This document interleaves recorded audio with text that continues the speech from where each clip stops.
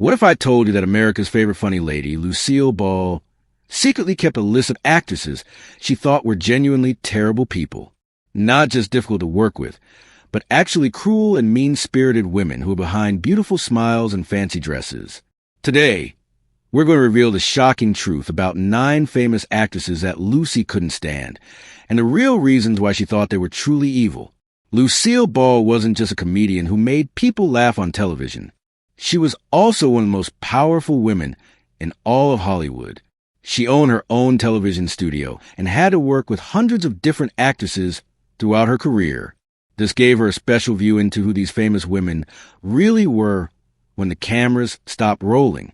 And let me tell you, what she saw behind the scenes was often very different from what the public thought they knew about these stars. Lucy had a simple rule about judging people. She would watch how they treated the people who worked for them, like makeup artists, wardrobe helpers, and other crew members. She believed that if someone was mean to people who couldn't fight back, that showed their true character. Unfortunately, she discovered that some of Hollywood's biggest stars failed this test in the worst possible ways. The first actress on Lucy's secret list might surprise you, but it really shouldn't. Joan Crawford was known as one of Hollywood's most glamorous actresses, always perfectly dressed and beautifully made up. But according to Lucy, Crawford was like a beautiful statue with nothing warm inside. She was cold, calculating, and treated people terribly based on how important they were. When Joan Crawford appeared on Lucy's television show in 1971, everything seemed perfect for cameras. Crawford looked elegant and spoke gracefully, just like the movie star everyone expected her to be. But the moment the cameras turned off, she became a completely different person. Lucy's crew members were shocked by how Crawford treated them. She would be sweet and charming to Lucy because Lucy was important, but she was absolutely horrible to the younger workers on the set. The worst incident happened when a young wardrobe assistant brought Crawford a dress that had a tiny wrinkle in it. Instead of politely asking for it to be fixed, Crawford exploded in anger. She screamed at the poor girl, calling her useless and suggesting she should find work cleaning bathrooms instead. The assistant was only 22 years old and just starting her career in Hollywood. She ran away crying, and Crawford actually demanded that Lucy fire her. Lucy refused, which created tension for the rest of the filming. What really disturbed Lucy about Crawford was how fake everything about her seemed. During breaks between filming, Crawford would sit in complete silence with no expression on her face, like a robot that had been turned off. Then the second the cameras started rolling again, she would instantly transform back into the charming movie star. Lucy told her friends that working with Crawford was like performing alongside a department store mannequin. Years later, when Crawford's adopted daughter Christina wrote a book about how cruel her mother had been to her home, Lucy wasn't surprised at all. She simply said that she had seen Crawford's true personality during those few hours of working together, and she believed every terrible thing Christina wrote about her mother. The second actress on Lucy's list might shock you even more, because this person is remembered today as one of Hollywood's most beloved stars. Judy Garland was incredibly talented and is still loved by millions of fans around the world. But Lucy had complicated feelings about Judy that went beyond just admiring her singing and acting abilities. Lucy absolutely recognized that Judy Garland was one of the most gifted performers who ever lived. When Judy was on stage or in front of the camera, she could create pure magic that made audiences laugh and cry. But Lucy also saw the damage that Judy's personal problems caused everyone around her. You see, Judy struggled with addiction and mental health issues that made her extremely unreliable as a professional. Lucy's main problem with Judy wasn't her personal demons, because Lucy understood that Judy had been hurt by the harsh Hollywood studio system when she was young. What bothered Lucy was how Judy's problems affected all the innocent people who depended on her showing up to work. When Judy would arrive hours late to a film set, or sometimes not show up at all, it wasn't just her career that suffered. Dozens of crew members would lose entire days of work. Producers would face financial disasters, and other actors would see their careers damaged by canceled productions. Lucy once visited a movie set where Judy was supposed to be working. The entire crew had arrived at 5 in the morning to set up for filming. Judy finally showed up at 2 in the afternoon, performed brilliantly for 30 minutes, then declared she was too tired to continue. An entire day of expensive production was wasted. The next day, 3 crew members were fired because the movie was now over budget. Lucy was horrified that talented, hard-working people lost their jobs because of Judy's unreliability. This was especially personal for Lucy because she had built her own career on being completely dependable. She always showed up on time, knew her lines perfectly, and never caused problems with people working with her. The idea that someone with even greater talent would waste it through self-destructive behavior struck her as almost criminal. The third actress Lucy couldn't stand was Zsa Zsa Gabor, who was famous for her glamorous lifestyle and thick Hungarian accent.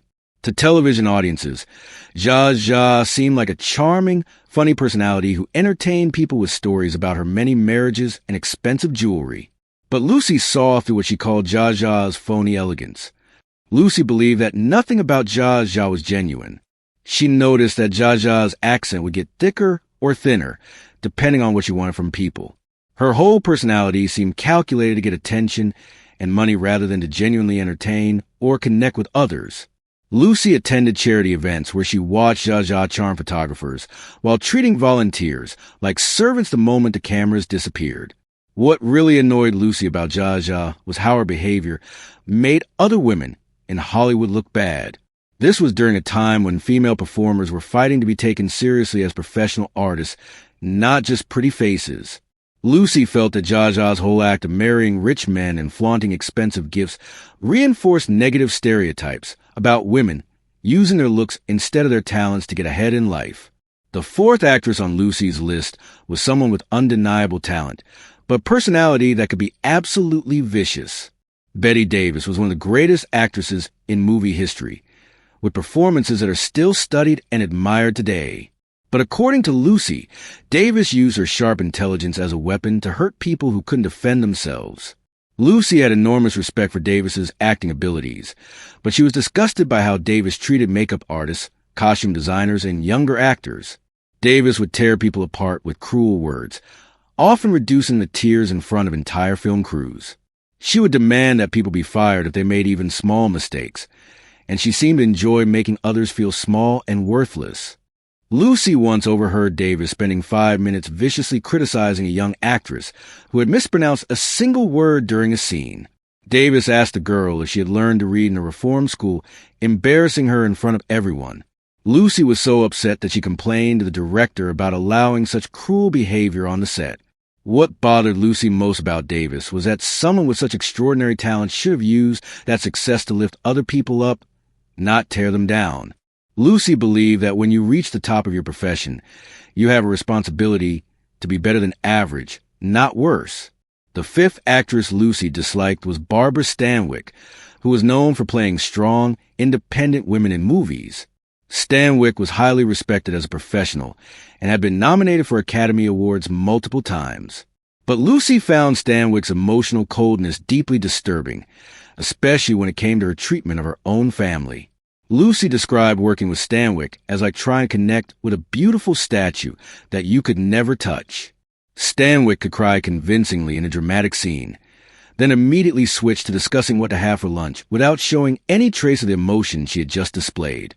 This ability to turn feelings on and off like a light switch made Lucy very uncomfortable. What really cemented Lucy's negative opinion of Stanwyck was how she treated her adopted son. Stanwyck had adopted a boy named Dion when she was married, but as he grew older, their relationship fell apart completely.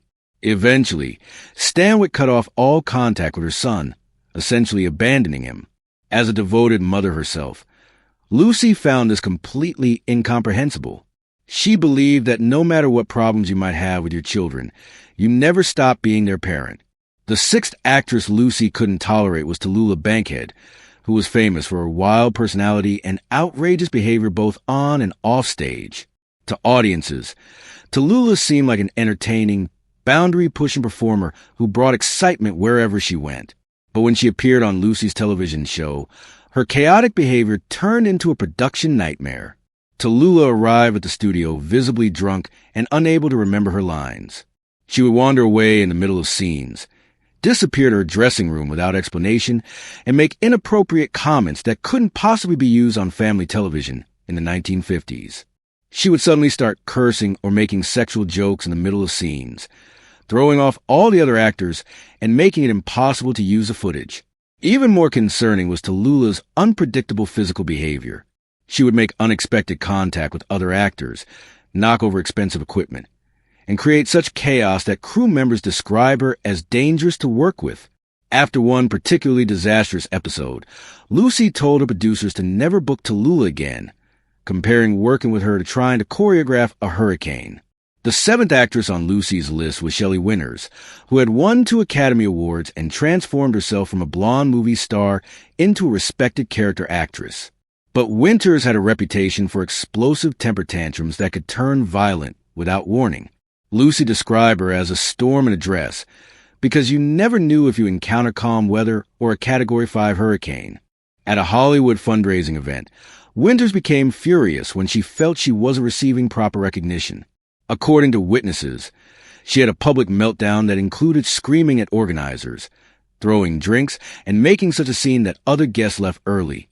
Lucy, who was sitting nearby, quietly told her companion that this was exactly why she had refused to sit at the same table as Winters. Even worse were reports of Winters throwing a drink on a television executive who had politely suggested a minor script change during a business meeting. The executive was humiliated in front of his entire team, and Lucy was furious about the unprofessional behavior. What frustrated Lucy most was that Winters seemed to use these outbursts strategically, creating drama whenever she wasn't getting her way until people gave in just to make the chaos stop. The 8th actress Lucy despised was Ava Gardner, who was considered one of the most beautiful women in Hollywood history. Gardner was a global sex symbol whose tumultuous relationships with men like Frank Sinatra only added to her mystique. But Lucy saw past the glamorous surface to what she called a savage personality that took pleasure in hurting others. Gardner became notorious for her cruel treatment of assistants, makeup artists, and other support staff. She would berate them publicly and make impossible demands, seemingly enjoying their discomfort. Lucy once watched Gardner reduce a young wardrobe assistant to tears because a dress had been steamed too much. Instead of accepting the girl's apology, Gardner told her not to bother fixing it because you can't fix incompetence with more incompetence. Lucy was so disgusted that she later called the assistant to her own dressing room to comfort her. Gardner also made personal attacks on other actresses, including calling Lucy herself a washed-up clown and industry event, speaking loudly enough for others to overhear. Lucy wasn't bothered by the insult itself because she was secure in her own success. What disgusted her was a casual cruelty, the idea that Gardner would try to hurt someone simply because she could. Lucy believed that Gardner's extraordinary beauty had protected her from consequences throughout her life, because she was so stunning. People excused her terrible behavior, and she never had to develop kindness, consideration, or even an interesting personality. After decades of that privilege, Gardner had lost the ability to be decent to other people. The 9th and final actress on Lucy's list might be the most surprising of all because it was her own co-star and eventual close friend, Vivian Vance. Vance played Ethel Mertz on I Love Lucy, and the two women eventually developed a friendship that lasted until Vance's death. But their early relationship was marked by jealousy, insecurity, and genuine dislike that occasionally erupted into heated confrontations. The problems began when Vance was cast as Ethel. Lucy was worried that Vance, who was only 2 years older than Lucy but playing a much older character, was too attractive for the role. This led to a contract requirement that Vance remain overweight throughout the series, which understandably created resentment from the very beginning. The tension wasn't one-sided. Vance reportedly called Lucy a tough old broad and complained about her controlling nature on set. During one particularly heated argument, Vance stormed into Lucy's dressing room and accused her of deliberately stealing focus during one of Vance's few spotlight moments. She called Lucy controlling, jealous, and old. Lucy fired back that Vance should be grateful she had a job at all. What makes this relationship different from all the others is that it eventually transformed into genuine friendship. As both women matured and the show became successful, mutual respect gradually replaced the initial hostility. They realized they were stronger working together than fighting each other. By the 1970s, they had developed a close bond, and Lucy was devastated when Vance died of cancer in 1979. Lucy never forgot the cruel things Vance had said to her in those early years, but she also never forgot how Vance stood by her side during her difficult divorce when many other people in Hollywood turned away. Their relationship proved that sometimes even the deepest wounds can heal with time and understanding. What makes Lucille Ball's assessment of these 9 women so significant is her unique position in Hollywood. As both performer and a studio executive, she had an unparalleled view of how celebrities behave both in public and in private. She had nothing to gain by making up negative stories about these women, and everything to lose if her honesty damaged potential business relationships. Lucy's simple test for judging character was watching how people treated those with less power than themselves. She could tolerate eccentricity, nervousness, and even moderate ego, because she understood these came with fame. What she couldn't stand was cruelty, especially toward people who couldn't fight back like assistants, crew members, and other support staff. In the years since Lucy's death, many of her private opinions have been proven correct. Christina Crawford's book about her mother Joan confirmed Lucy's observations about Crawford's cruelty. Reports about Judy Garland's unreliability and Ava Gardner's treatment of staff have been corroborated by multiple sources. This suggests that Lucy wasn't just being judgmental. She was recognizing genuine character flaws that Hollywood's publicity machine worked hard to hide from the public. The most disturbing aspect of Lucy's list is how effectively the entertainment industry protected these celebrities despite their terrible behavior being known to insiders. Before social media and modern accountability, stars could maintain pristine public images while behaving horribly in private. The studios, networks, and publications all had financial interests in maintaining their marketability, so negative stories rarely reached the public. Today, one cell phone video could destroy a career overnight. Back then, someone could reduce an assistant to tears or throw drinks at executives, and as long as they sold movie tickets or attracted television sponsors, the story would never leave the building. This system allowed truly harmful behavior to continue for decades without consequences. Lucy's unfiltered assessments serve as a valuable reminder that our cultural icons have always been complicated human beings. Sometimes inspiring and sometimes deeply disappointing, they were protected by a system that prioritized profit over basic human decency. Lucy's greatest strength wasn't just making people laugh. It was seeing through the carefully constructed allusions to the truth underneath. As we look back on Hollywood's golden age with nostalgia, we should remember that the glamorous surface often hid darker realities. Lucy Ball saw those realities clearly and wasn't afraid to acknowledge them, at least to her closest friends and confidants. Her observations give us a rare glimpse into what life was really like behind the scenes during television's most celebrated era. The fact that Lucy eventually forgave Vivian Vance and developed a genuine friendship with her shows that she wasn't simply a harsh judge of character. She understood that people could change and grow, and she was willing to give second chances when she saw a real transformation. But for the other 8 women on her list, no such redemption occurred. Their patterns of cruelty and selfishness continued throughout their careers, protected by fame and beauty, but never truly hidden from those who worked closest to them. Lucy's legacy isn't just the laughter she brought to millions of families or her groundbreaking work as a female television executive. It's also her unflinching honesty about human nature and her refusal to let celebrity status excuse genuinely harmful behavior. In an industry built on illusions, she remained committed to seeing and speaking the truth, even when that truth was uncomfortable or unpopular. If this deep dive into Hollywood's hidden history fascinated you, I need you to do me a huge favor right now. Smash that like button to show YouTube that you want more content like this. Hit the subscribe button and ring that notification bell so you never miss our shocking entertainment exposés. Share this video with anyone who loves classic Hollywood stories, because the truth about these legendary actresses deserves to be told. And if you thought these revelations were incredible, wait until you see what we're uncovering next week about a beloved TV dad whose perfect on-screen image hit scandals so outrageous that his own network had to create a special emergency hotline just to handle the constant crises. Trust me, you won't want to miss that bombshell. So subscribe now and prepare to have your mind blown again.